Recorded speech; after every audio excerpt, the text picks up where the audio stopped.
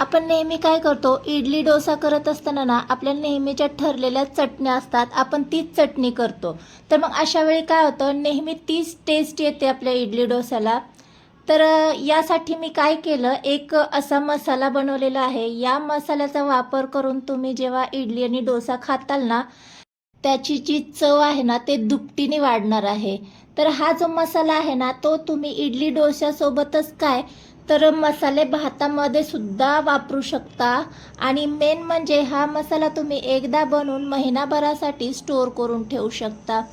असा हा मसाला बनवायचा तरी कसा, तर हा साधा सिंपल आहे. करायचे काय, यासाठी इथे मी घेतलेली आहे चण्याची डाळ. ज्या वाटीने किंवा कपने तुम्ही मेजरमेंट घेणार असाल ना, तर त्याच वाटीचं सगळ्यासाठी मेजरमेंट ठेवायचं आहे. म्हणजे मी एक छोटा कप जो आहे त्याने चण्याची डाळ घेतलेली आहे.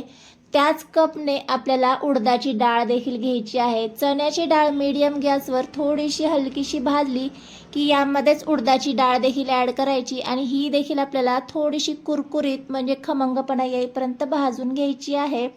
ही डाळ ना अगोदर म्हणजे या दोन्ही डाळींना अगोदर मी स्वच्छ धुवून पुसून घेतलेल्या आहेत आणि छान कोरड्या करून घेतलेल्या आहेत. नंतरच भाजल्या म्हणजे जी काही पावडर वगैरे असेल ना ती निघून जाईल. डाळ छान खमंग अशी भाजली की याच पॅनमध्ये मी बेडगी मिरची घेतलेली आहेत. आवडीनुसार कमी जास्त करून घेऊ शकता. आता ह्या देखील थोड्याफार आपल्याला परतवून घ्यायच्यात. यामध्येच लसूण पाकळ्या आणि कढीपत्त्याचे पाने देखील ॲड करून घेतलेली आहेत. हे देखील तुमच्या आवडीप्रमाणे कमी जास्त करून घेऊ शकता. हे सुद्धा आपल्याला छान असं परतवून घ्यायचं आहे. परतत असताना साधारण थोडंसं एखादा चमचा तेल यामध्ये मी ॲड केलं म्हणजे ते छान असं भाजलं जाईल तेलामध्ये. आता हे सुद्धा छान असं भाजलेलं आहे, परंतु मिरची भाजली पण लसूण आणि कढीपत्ता भाजलेला नाही आहे. त्यामुळे अगोदर मी मिरची जी आहे ती काढून घेते आणि म्हणजे आपल्याला हे जे लसूण आणि कढीपत्ता आहे ना तो व्यवस्थित असा परतता येईल. तुम्हाला हवं तर सेपरेटही भाजून घेऊ शकता तुम्ही. आता कढीपत्ता जो आहे तो कुरकुरीत झालेला आहे आणि लसूणही छान असा गोल्डन झालेला आहे. यामध्येच मी आता जेवढी डाळ आणि चण्याची डाळ आणि उडदाची डाळ घेतली तेवढेच आपल्याला यामध्ये सफेद तीळ देखील ॲड करून घ्यायचे. सफेद तीळ सर्वात शेवटी मी यासाठी घातले की ते लगेच भाजले जातात. आता हे सगळं छान असं भाजून झालं आहे. गॅस बंद करून हे पूर्णपणे आपल्याला थंड करून घ्यायचं आहे. तोपर्यंत एक मिक्सर जार घेतलेला आहे आणि यामध्ये आपण ज्या मिरच्या भाजून घेतल्या होत्या त्या मी देठासोबतच यामध्ये ॲड करते. ही जी बेडगी मिरची आहे ही फारशी तिखट नाही आहे. तुम्हाला यामध्ये आणखी दुसरी मिरची जरी ॲड करायची असेल तर तीही तुम्ही ॲड करू शकता. म्हणजे तुम्हाला जर तिखटाचं प्रमाण आवडत असेल जास्त तर तुम्ही तीही मिरची ॲड करून घेऊ शकता. अगोदर आपण ही मिरची छान अशी मिक्सरमध्ये बारीक करून घेतली म्हणजे नंतरचं जे साहित्य आहे ते वाटताना आपल्याला सोपं जाईल. यामध्येच थोडीफार चिंच ॲड करून घेतलेली आहे. याने मसाला छान चटपटीत होईल.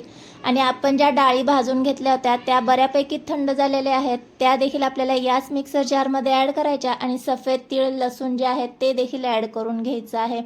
पूर्णपणे थंड झाल्याच्या नंतरच आपल्याला हे वाटून घ्यायचं आहे. वाटत असतानाच यामध्ये चवीनुसार मीठ आणि हिंग ॲड करून घ्यायचं आहे. आता हे सगळं छान असं जमेल तितकं बारीक फाईन असं आपल्याला वाटून घ्यायचं आहे.